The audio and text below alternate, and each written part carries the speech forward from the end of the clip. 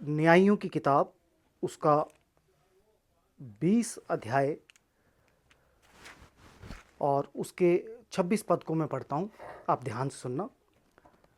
तब सब इस्राएली वन सब लोग और रोते हुए यहोवा के सामने बैठे रहे और उस दिन सांझ तक उपवास किया और यहोवा को होम बलि और मेल बलि चढ़ाई।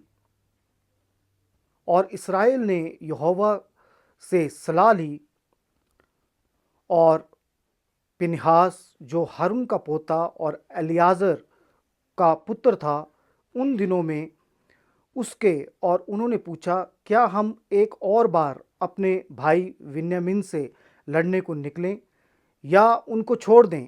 यहोवा ने कहा, चढ़ाई कर, क्योंकि कल मैं उनको तेरे हाथ में कर दूंगा। ये परमेश्वर का वचन है और इसको पढ़े और सुने जाने पर परमेश्वर क्या दे और बहुत बरकत दे, है ना। सो आज थोड़ा सा गहराई से हम परमेश्वर के वचन को और सुनेंगे और परमेश्वर के वचन को क्या करेंगे, समझेंगे। यहाँ पर मेरे पढ़ने से आपको पता चल गया होगा कि यहाँ पर एक युद्ध हो रहा है। क्या हो रहा है जी? युद्ध हो रहा है। और वो लोग उपवास करके और प्रार्थना करके और यहोवा से सलाह मांग रहे हैं कि क्या हम और विन्यामीन गोत्र के ऊपर युद्ध करने के लिए जाएं या फिर ना जाएं। और परमेश्वर ने क्या सलाह दी? परमेश्वर ने बोला, जाओ और मैं उनको तुम्हारे क्या कर दूंगा, हाथ में कर दूंगा। पढ़ा ना उसने, एक परमेश्वर ने कहा चढ़ाई कर, क्योंकि कल मैं उनको तेरे हाथ में कर दूंगा। मतलब कि उपवास रखा, प्रार्थना की और जो युद्ध था उसके बारे में उन्होंने सलाह ली और परमेश्वर ने बोला कोई बात नहीं, और कल उन सारे बिन्यामीन गोत्र के लोगों को मैं क्या कर दूंगा जी, तेरे हाथ में कर दूंगा। आमीन। आपको पता, ये इजरायली लोग, ये परमेश्वर के लोग, और क्यों इन बिन्यामीन लोगों से लड़ रहे थे?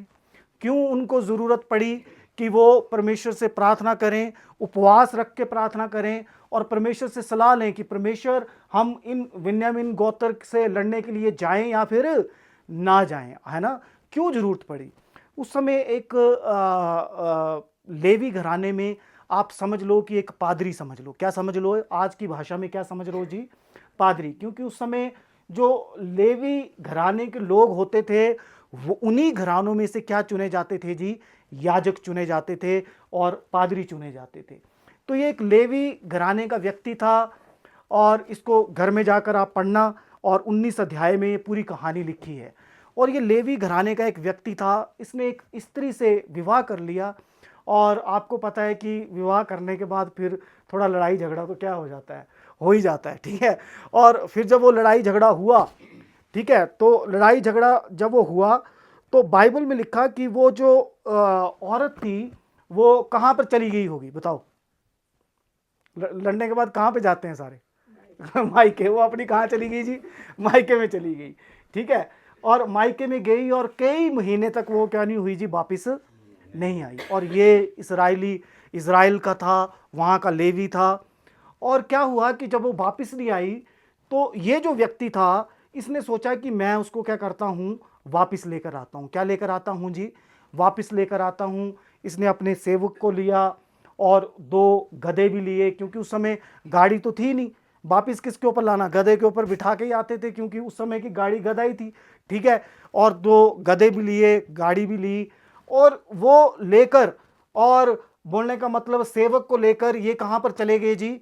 और उस औरत के घर पे चले गए, अपनी वाइफ के घर पे चला गया। और जब ससुर ने उसको आते हुए देखा, बड़ा खुश हुआ, ठीक है, बड़ा खुश हुआ कि चलो मेरा जवाई ना, और मेरा जवाई क्या है, और मेरी बेटी को लेने के लिए क्या आया है जी, वापिस। तो हुआ ऐसे कि तब उसने ससुर अर्थात उस स्त्री के पिता ने उससे विनती करके उसे रोक लिया और 3 दिन तक उसके पास रहा। इसलिए वह वहां पर खाते पीते टिके रहे। उसने बोला कि देखो यार, तू इतने समय के बाद आया है, ठीक है, और अब तुम्हें मैं जल्दी से क्या नहीं करने दूंगा, जाने नहीं दूंगा। तू मेरी लड़की को ले जा, उसमें कोई प्रॉब्लम नहीं है, पर अब 3 दिन तो मैं क्या नहीं करना, ही पार्टी चलेगी यहाँ पर। क्या चलेगी जी? पार्टी। तो 3 दिन उन्होंने उस आदमी को क्या कर लिया, अपने ज्वाई को क्या कर लिया जी, वहां पर क्या कर लिया जी, रोक लिया। जब 3 दिन के बाद और उसने अपने सेवक से कहा कि अब हमें क्या करना है जी, घर क्या चलना है जी, वापिस चलना है। और जब वो चलने लगे तो बाइबल में लिखा है, 7वें पद में लिखा है, वह पुरुष विदा होने के लिए उठा, परंतु उसके ससुर ने विनती करके उसे दबाया, इसलिए उसे फिर यहाँ कि वो यहाँ पर क्या करे, रात बिताए। उसने बोला चल, जहाँ 3 दिन रुक गया वहाँ पर 1 दिन क्या कर ले और रुक जा, 1 दिन क्या कर ले जी और रुक जा। तो मतलब 3 दिन पहले से रुक चुका था, 1 दिन क्या हुआ जी और रुक गया। अगले दिन फिर उसने फिर से और ट्राई की, उसने बोला चलो जी अब क्या करते हैं, मैं क्या करता हूँ जी, निकलता हूँ। उसने बोला नहीं अभी नहीं जाना, ठीक है। और दोपहर को तो हमने खाडू बनाया, राड लगाएंगे और क्या करो जी, खाडू खा के ही क्या करो जी, यहाँ से क्या करो जी, जाओ। और 9 पद में लिखा है कि तीसरे दिन भी वो उसको क्या नहीं करना चाहते थे, कि जाना नहीं देना चाहते थे, ठीक है। 9 पद में पढ़ता हूं मैं क्या लिखा, तब वह पुरुष और अपनी पत्नी को और सेवक समेत विदा होने के लिए उठा, पर तब उसके ससुर अर्थात स्त्री के पिता ने उससे कहा कि देख दिन ढल चुका है और सांझ होने पर है, इसलिए तुम लोग रात भर यहीं क्या करे रहो जी, टिके रहो। मतलब कि उस दिन भी उन्होंने क्या किया, उसको बोला कि अब तो दिन निकल गया, ठीक है, और हमने खाते पीते व्यस्त रहे, अब क्या करो कि रात को भी क्या नहीं करना, तुम यहां से क्या नहीं करना, निकलना नहीं। पर वो नहीं माना, उसने बोला नहीं, मैं पहले ही बहुत दिन यहां पर क्या कर रहा हूं और रुक चुका हूं। कहानी समझ में आ रही है, कहानी नहीं बाइबल में लिखी है, सच्चाई समझ में आ रही है। और जब ऐसा हुआ, उसने सांझ के समय ही अपने सेवक को लिया, अपनी पत्नी को लिया, और उन्होंने चलना क्या कर दिया जी, शुरू कर दिया। चलना क्या कर दिया, शुरू कर दिया। जब वो चलते चलते चलते और रास्ते में पहुंचे, देखो बहुत बढ़िया सीखने वाली बात है। जब वो रास्ते में पहुंचे तो रास्ते में एक इलाका आया, उस इलाके में उसके सेवक ने उससे कहा कि अच्छा मालिक ऐसा करते हैं कि अब रात में कहां जाना, हम इस इलाके में क्या कर जाते हैं जी, रुक जाते हैं। उसने बोला नहीं, हम इस इलाके में क्या नहीं करेंगे, रुकेंगे नहीं, क्योंकि इस इलाके में कोई भी व्यक्ति क्या नहीं है, परमेश्वर को मानने वाला नहीं है, परमेश्वर पर क्या करने वाला नहीं है जी, विश्वास करने वाला नहीं है। हम थोड़ी देर अगर और चलें, हम थोड़ी देर अगर आगे जाएं तो वहां पर बिन्यामीन गोत्र के क्या रहते हैं, लोग रहते हैं। किससे लड़ रहे थे वो, बिन्यामीन गोत्र से लड़ रहे थे। उसने बोला कि वहां पर बिन्यामीन गोत्र के लोग रहते हैं, हमारे भाई हैं, ठीक है। 12 गोत्रों में से वो क्या था जी, एक गोत्र था, और वहां पर जाकर क्या करेंगे, हम रात बिताएंगे और अगले दिन हम बैतलम, हम इस्राएल में चले जाएंगे। उसने बोला ठीक है। जब वो वहां चलते चलते और रात को बिन्यामीन गोत्र के इलाके में पहुंचे, आपको पता उनके अपने लोग उनको रहने के लिए क्या नहीं दे रहे थे जी, जगह नहीं दे रहे थे। जब वो जगह नहीं दे रहे थे तो उसने क्या किया और विनती की कि मुझे कहीं पर जगह मिल जाए। तब एक बूढ़े व्यक्ति ने क्या किया, उसको रहने के लिए क्या दे दी जी, जगह दे दी। उसने बोला उस व्यक्ति ने बोला, मैंने बताया कि वो लेवी था, पादरी समझ लो। उसने बोला भाई तुम टेंशन मत लो, खाने का सारा सामान क्या है, मेरे पास है, खाने का सारा सामान है, मेरे पास दाख रस भी है, मेरे पास रोटी भी है, मुझे तुम्हारी रोटी नहीं खानी है, ठीक है। और मेरे पास जो मेरे गधे हैं उनके लिए देने के लिए मेरे पास क्या है, चारा भी है। मुझे सिर्फ आज रुकने के लिए मुझे मेरी वाइफ को और किसको दास को क्या चाहिए जी, जगह चाहिए, ठीक है। बूढ़े व्यक्ति ने बोला कोई बात नहीं, और तू ऐसा कर, इस चौक में मत रुक, पर मेरे घर में आकर क्या कर जी, वो रुक। अब ट्विस्ट यहां पर आता है, जब वो वहां पर रुक गए और बिन्यामीन गोत्र के कुछ ऐसे लुच्चे लोग, बाइबल में लिखा है कुछ ऐसे गुंडे लोग थे, उन्होंने उस बूढ़े व्यक्ति का घर क्या करना शुरू कर दिया जी, खटखटाना शुरू कर दिया। क्या कर दिया जी, खटखटाना।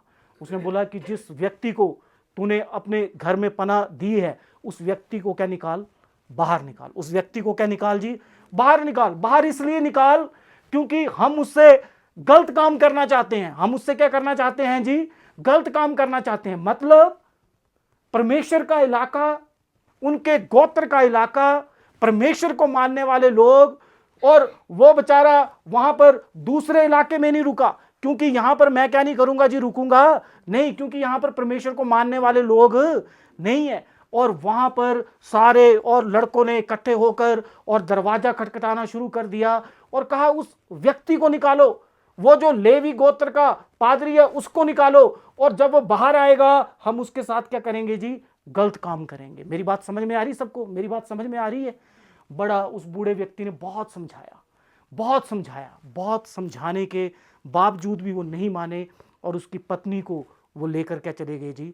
बाहर लेके चले गए। ठीक है, पादरी को तो उन्होंने बचाया पर उसकी पत्नी को लेकर बाहर चले गए। बाइबल में लिखा उन्होंने उसके साथ गलत काम किया और जब सुबह उठ के उन्होंने देखा तो उसकी पत्नी हाथ फैलाए हुए बाहर खड़ी हुई थी और लगभग क्या कर चुकी थी?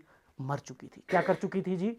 मर चुकी थी। जिस पत्नी को वो अपने ससुर के घर से लेकर आया, आमीन, और उसकी पत्नी वहां पर क्या कर गई जी? मर गई। उसने अपनी पत्नी को उठाया, गधे के ऊपर रखा, घर में जाकर उस पत्नी के 12 टुकड़े किए। कितने टुकड़े किए जी? 12।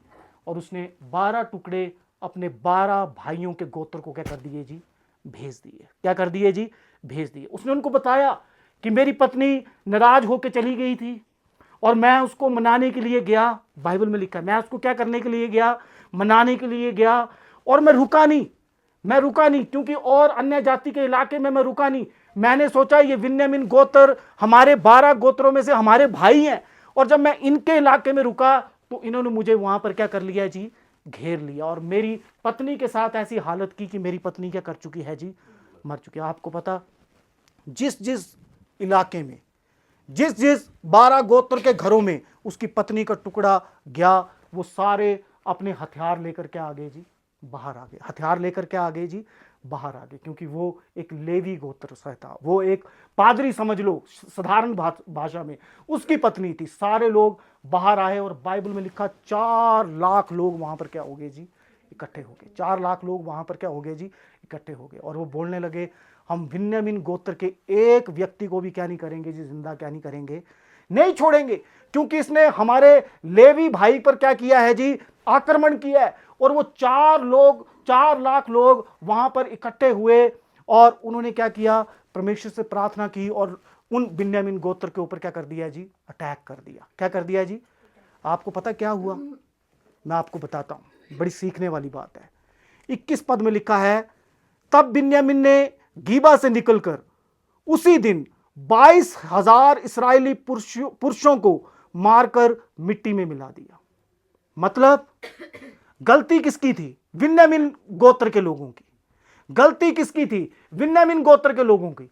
पर जब ये इस्राएली लोग 4 लाख लोग वहां पर लड़ने के लिए गए और प्रार्थना करके गए, तब भी 22,000 लोग उनके क्या किए जी? मारे गए। कितने लोग मारे गए जी?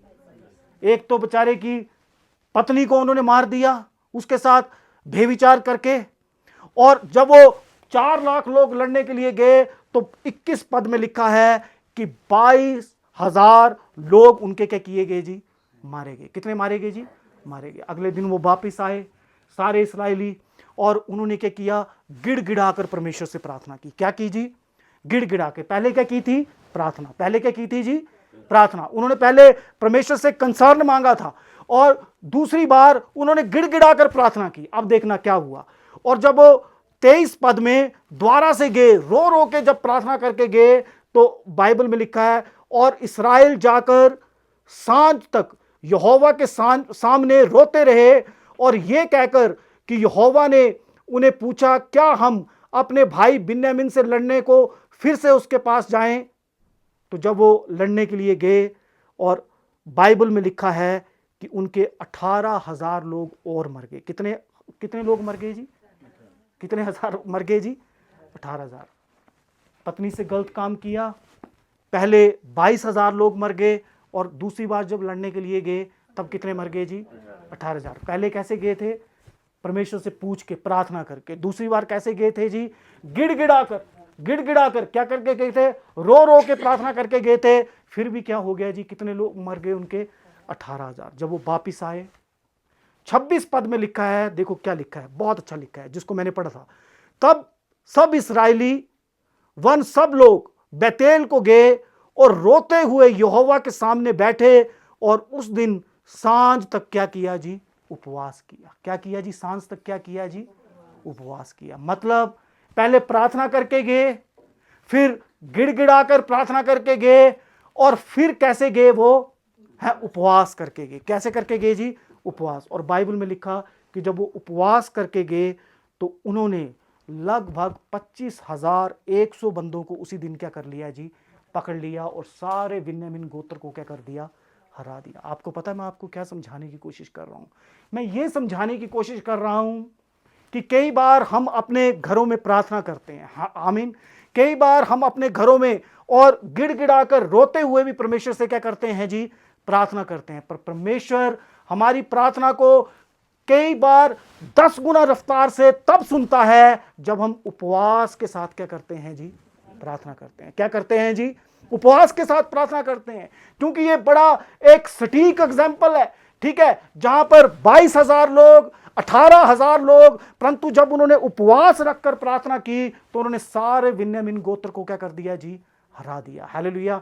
अगर आज हम यहां पर बैठे हैं, हालेलुया, और हम किसी बात के लिए प्रार्थना कर रहे हैं और हम गिड़गिड़ाकर प्रार्थना कर रहे हैं, तो याद रखो हमें जरूरी है कि हम क्या करें, समय निकालें और उपवास रखकर भी क्या करें जी, प्रार्थना करें। क्योंकि जब हम उपवास रख के प्रार्थना करते हैं तो परमेश्वर 10 गुना रफ्तार से हमारी प्रार्थना को क्या करता है जी, सुनता है। सब अपनी आंखों को बंद करेंगे।